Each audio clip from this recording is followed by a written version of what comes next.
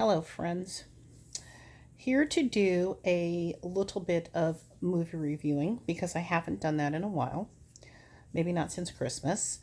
With all that's going on in the world, I find it the perfect time to watch stupid Hallmark movies. I hadn't watched anything in a while, because I couldn't really, the winter movies were hard to get into for me, except I did like Winter and Veil. I think the old Lacey Chabert and Tyler Hines. Hello, Tyler. And, seems like there was something else I watched. But anyway, but I just back to back.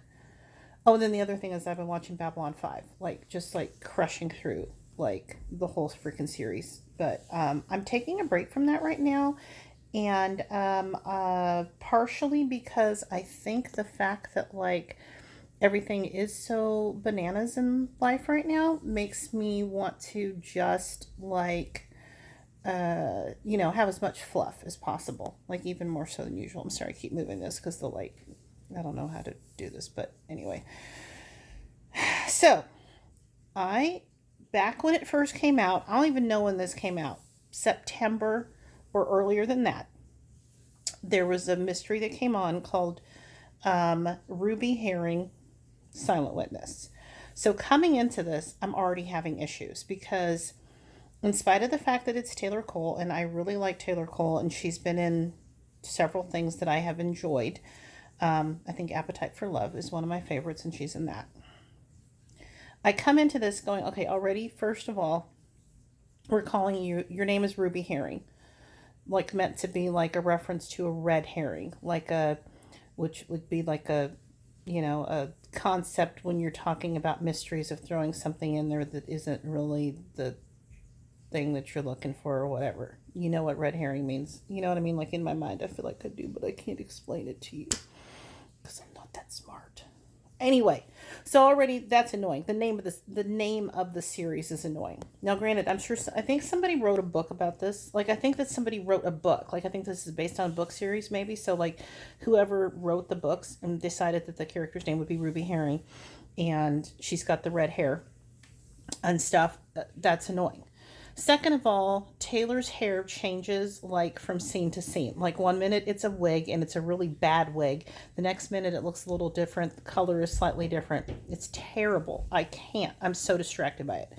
Third problem is that it's just not that good. It's just not that good. It's just not that well written, in my opinion. The acting is fine, but it's just not that well written because some of the things that happen are so implausible. No spoilers in case you would like to check this out yourself, but I feel like some of the evidence that she collects or some of the ideas that she comes up with, the fact that hadn't been addressed by the cops makes these the dumbest freaking cops that ever worked on a mystery. And I've watched a lot of Hallmark movies and mysteries, so that's really saying something. The fourth problem is the male lead. His name is Stephen Hazar or something. Now, this is not Stephen's fault. Well, it is Stephen's fault, but Stephen was in a movie that I tried to watch called The Christmas Wedding Planner. And from what I recall, it is one of the worst movies that I have ever tried to sit through. I cannot remember exactly why. It is memorable because it was so bad. And I don't know that I even finished it, but I couldn't stand that movie. Number 5, if I was doing numbers, is Stephen himself and Stephen's face. So this is not a Jesse Metcalfe thing where I can't specifically figure out why I don't like Jesse Metcalfe. This isn't like that. This is it's very specifically his face, his beard. And I think I've had the same problem with somebody else in another Hallmark movie where it's it's a beard, but it's so light or something that it's just just wrong. And he has this beard, and this is the same beard he had in that movie, I'm pretty sure. I'm pretty sure it bugged me then. That's probably one of the reasons I didn't like that movie also. But I can't explain. I guess my thing is this: either have a goatee, or have a beard, but just fucking have it. Like, don't make it look like, I don't even know. Not that it's, I guess it looks like it's just a bunch of stubble or something, but also his face doesn't even look like he should have a beard, and let alone like an in between type of beard that he has going on. So, like, that's really distracting. But, oh, remember, okay, I had started this back in, somebody's trying to call me, and I don't know that number. So I had started this back in whenever this movie first came out. And then they've just released a new one. In between, there's been so this is the third one that's just come out like recently. So since the third one just came out, they've been playing the first one, and Sling saved my place from where I was the first time around. But let me tell you something. Like, it isn't even fair that I should be reviewing this movie, because I couldn't even tell you what happened in the first part that I watched. Like, when this came back on, I was like, I don't remember who got murdered. I don't remember how they got murdered. I don't remember thinking like knowing like why they would have been murdered or anything like that.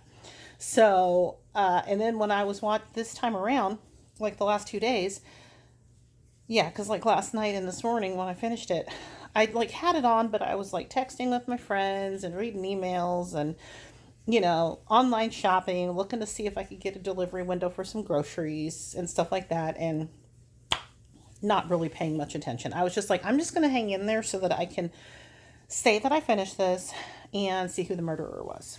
Because, whatever. So anyway, I will never watch that one again. I thought it was terrible, basically. In spite of the fact that I like Taylor. Oh, and also her dad in the movie looked way too young to be her dad. In real life, I guess he's like 19 years older than she is, which, like, yeah, I didn't have my kid till I was 35. You could totally have a kid when you're 19, and he could, like, legit be her dad. But at the same time, he looked like he could have passed in another movie for, like, her love interest, and I wouldn't have bat an eye. You know what I mean? Like, he looks young enough that, especially if he didn't have a beard, because I think in the movie he had a beard, and I was just like, I don't fucking buy this, and I'm so distracted by the fact that you do not look old enough to be your dad. And Hallmark has done this in another movie too, where I'm just like, just hire somebody who looks old enough to actually be the person's fucking dad. Like, it's not that hard. Okay, enough about that movie. Let's move on to the movie that I really love. Mystery 101. Oh my god, I already forgot the name of it. I think it's called Education in Murder or something like that. It has education in the title. Oh, here we go. Murder 101, Mystery 101, and Education in Murder. So this is the fourth one in the series. I've seen all of them. I love them because I've talked about this before. Jill Wagner is my girl. I love her so much. She's one of my favorites, if not my favorite, Hallmark actresses. And then you've got Kris Polaha. I love Kris Polaha. He's fantastic. So what's not to love about this? Like, when I first watched this, I was like so scared I wasn't going to like it because I love these two. They're great. Absolutely love them. The movie was, it was great. Loved it. I kind of predictable. Like, I kind of figured out who it was going to be before they figured out who it was going to be. But yeah, I love them together. Like, it's just totally fun. It's a romp, and I would love to watch some more of those, and hopefully they're going to make some more of those. And 5 stars. 5 stars on any of the Mystery 101s because they're great. Because just Jill Wagner and Kris Polaha alone being in the movie, totally worth it to watch. But I will tell you that I am going to take one, because I'm on vacation this week, so I got nothing but time. Between my exercise, walking, napping, snacking, I am going to watch the other 2 Ruby Herring movies. Now, someone would say, Jen, life is short and life is precious, and why would you waste your time with this, what is probably going to be you just wanting to slap Stephen Hazar in the face the whole time because his face looks like that? Like, why would you do that? When there's good things to watch, like Onward, the new Disney Pixar movie is out, and it's on Disney Plus, and you can like totally watch that for free if you have Disney Plus right now. I haven't even seen that yet. There's so many like good things that are on right now. I'm not sure is the answer to that question. I'm not sure why I'm going to take this on, But I just, part of the answer is that I watched like 5 minutes of the newest one, and Taylor looks gorgeous, like because she's got her real hair. She looks beautiful. And they have a new dad on the show who's played by John Wesley Shipp, who was on the old show The Flash, and he plays the dad on The Flash. And so I'm kind of like, I'm going to watch it just to see if it gets any better because I do like Taylor. So I'll be back and let you know about that. In the meantime, thanks for listening.